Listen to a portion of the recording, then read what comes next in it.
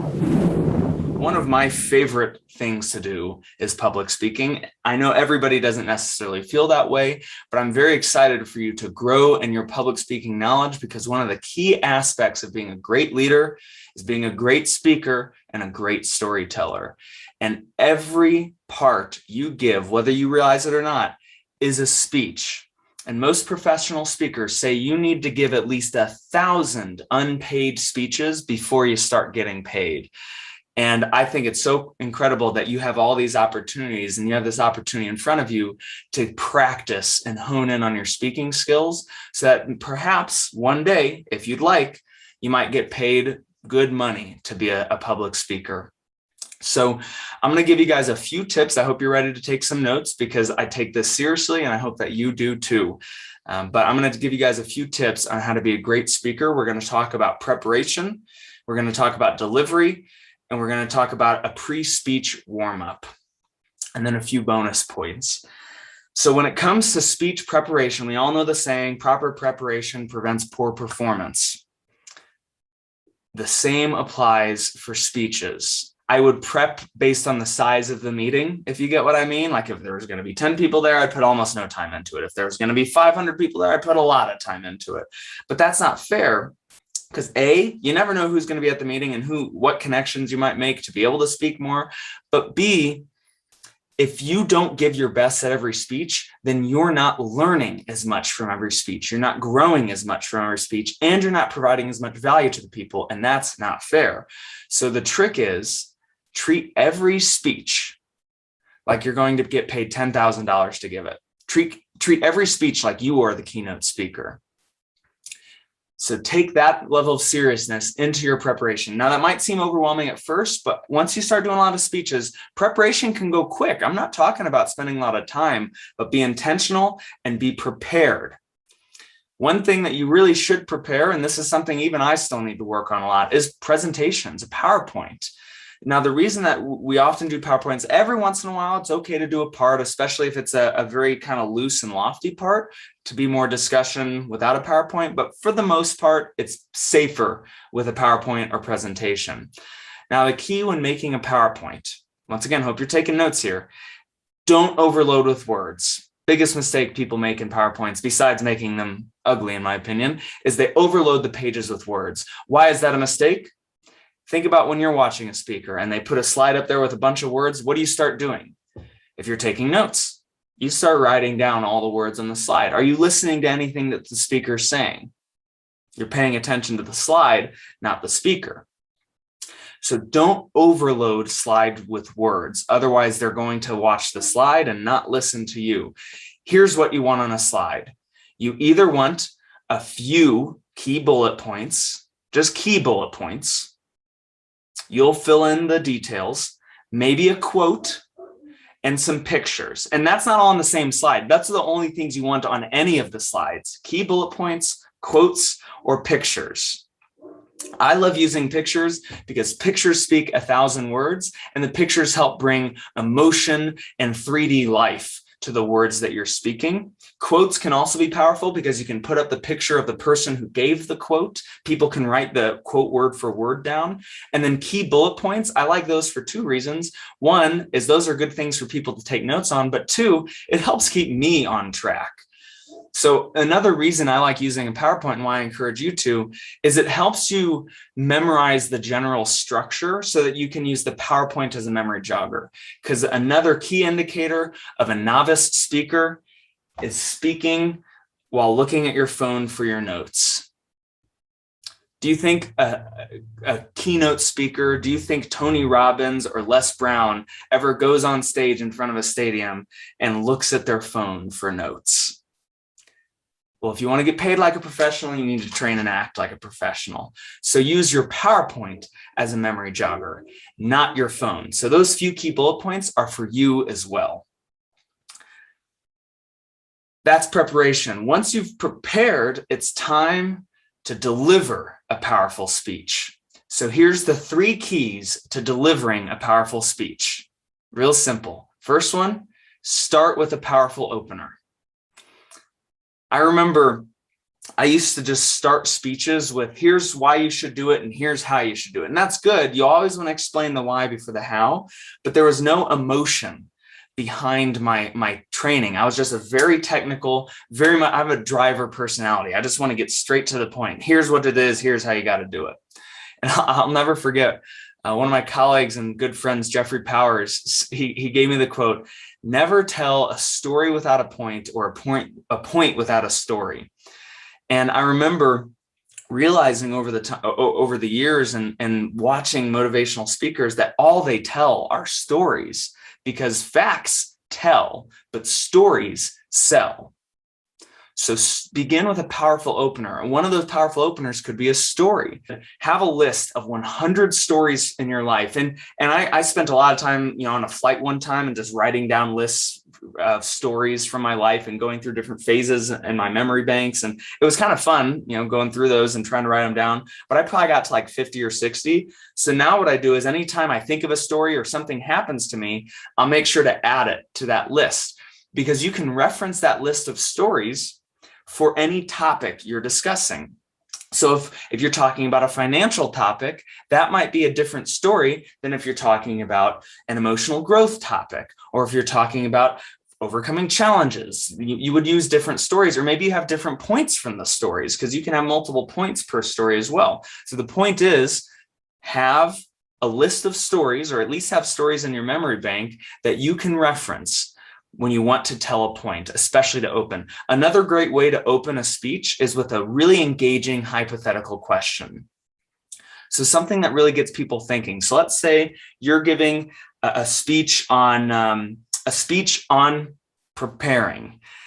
And a great way to start that speech is, can any of you think of a time where you procrastinated on a big project?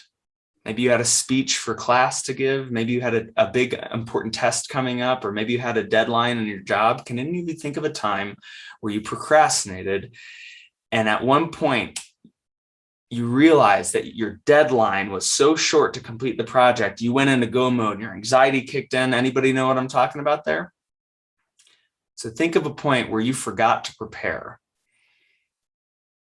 It sucked, right?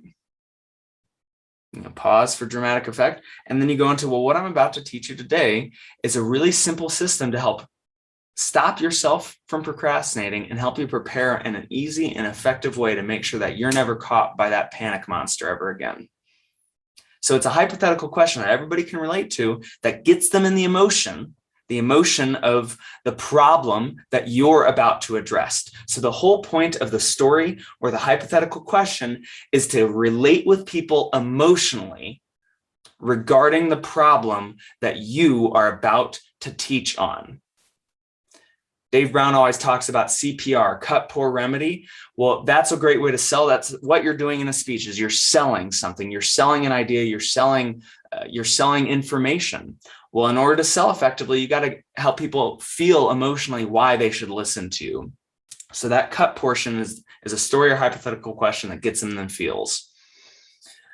Second aspect of delivery is, once again, utilizing your PowerPoint as a memory jogger to keep on track and deliver a clear and logical progression in your message. Because it's very common that people go, a great way to tell if somebody's an amateur speaker is if they're jumping all over the place when delivering a speech. Oh, and I forgot about this point. And oh, this just made me think, I forgot to tell you about this too. So your PowerPoint will help you stay on track. And especially if you're delivering what I consider usually more emotional or philosophical topics, sometimes it can be very challenging to keep your thoughts in order and deliver it in a clear and concise way that people understand. So your PowerPoint will help you keep on track if you did a great job preparing it. And then try to tell mini stories for each point. Because remember, you never tell a story without a point, or a point without a story. Because it's so important to understand that people engage with stories. I remember, here's a great example for you. I remember when I was up and coming in high school, I hated going to class. I really didn't like many of my teachers or my subjects, but there was this one teacher that I adored. he taught physics, and I ended up really enjoying physics. And I realized looking back, it was because he always had hilarious stories of all these physics mishaps that kept us engaged when he was teaching. So if you can tell stories, whether they're funny or sad, something that engages an emotion for each point, you'll keep people with you. And then lastly, end with a powerful closer.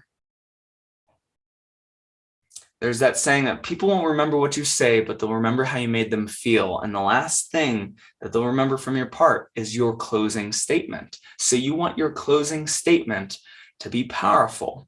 The story that you can tell at the end, or the question that that inspires action, that's how people are going to remember your part. So what's neat about that is you can make a few mistakes in the middle of the speech, but if you know clearly how you're going to end, and you have a powerful story or another powerful question or a challenge for the audience, that's going to help clean up any mess you potentially made earlier, because people will remember your ending and how it made them feel. So try to tell a story, try to have an action item or a challenge, something that will emotionally engage with the people and reconnect them with the pain that you're trying to help solve.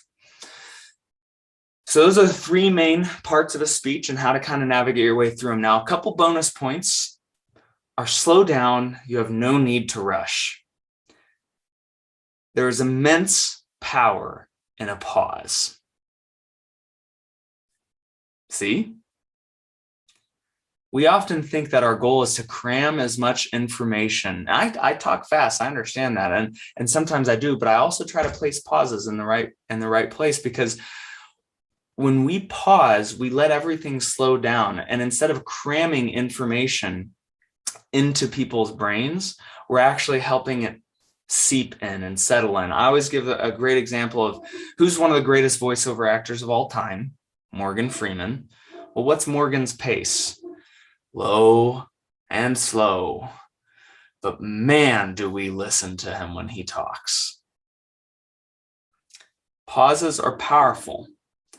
Don't be afraid to use them, which means that you're going to have to get comfortable with silence. A lot of speakers might not be comfortable with silence. Maybe you're worried that people are wondering if you're trying to think about what you're going to say next, but silence is okay. Silence is good.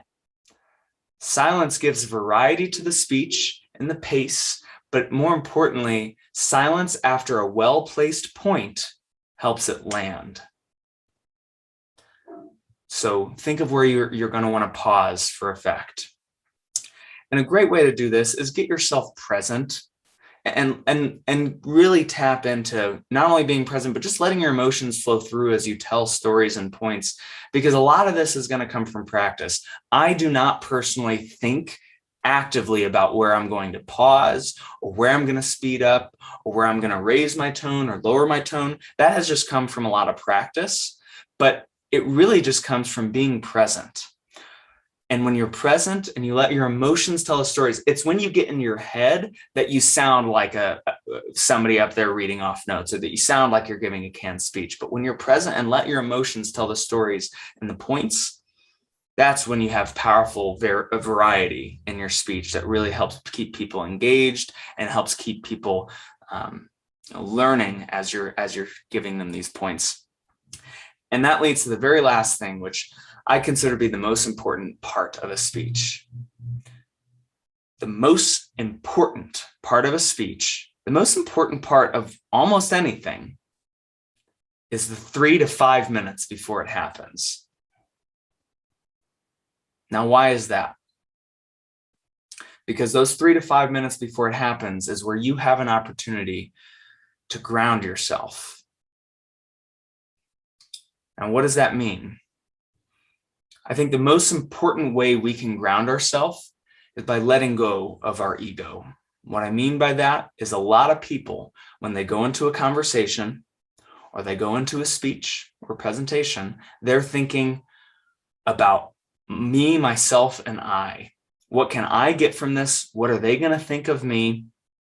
Are they going to love me? Are they going to hate me? I, me. That's what most people are thinking about when they go into a speech or even a one-on-one conversation. But if you can get in the habit, and I hope you apply this everywhere in your life. See, I'm ending here on a powerful message, on a powerful action item here, because I really believe one of the most powerful things that will change your life is getting in the habit of grounding yourself before an activity, especially an activity where you're involving other people. So let go, self-talk to let go of your ego. Every time, even before I recorded this video, I reminded myself, this video is not about me. It's not about me being able to teach these people or me being the face of this message. It's simply about the message. And then if you can relate to this too or connect with this, then I pray for God to help give me the strength to keep myself out of the equation. I remind myself that the speech isn't about me. It's about the message. And I ask God to allow me to be a vehicle for a powerful message that can help change people's life. Because a message can change people's life. I have been changed forever by speeches that I've heard, whether live or over video. And you have that power too. Every one of you has that power. It's just buried deep beneath the ego and all these thoughts that get in your way when you're trying to do it. And that will prep you to have an incredible part more than anything else I just said. Everything else I said is important, but if you don't do that, then you're going to be stuck in your head and you will not be an effective speaker. So I hope this was helpful. I know it was powerful. The question is, are you going to use it or not? So go forth and change some people's lives.